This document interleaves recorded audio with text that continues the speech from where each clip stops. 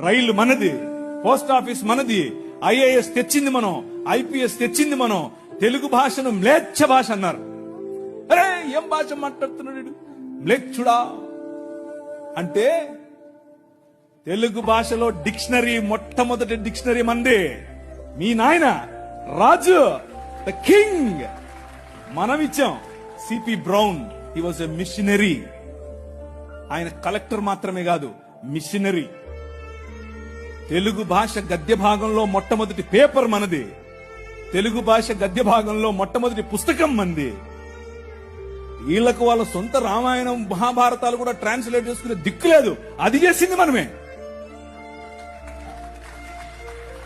నిజం చెప్తున్నాను, నేను అబద్ధం చెప్పట్లేదు. మొట్టమొదటి ట్రాన్స్లేషన్ చేసింది కూడా మనమే. వాళ్ళు అది కూడా చేయరు. ఎందుకంటే విద్య పంచకూడదు. వాళ్ళ రాజ్యంలో విద్య పంచకూడదు. మన రాజ్యం అందరికీ విద్య, ప్రతి ఒక్కరూ చదవాలి. ఎందుకు?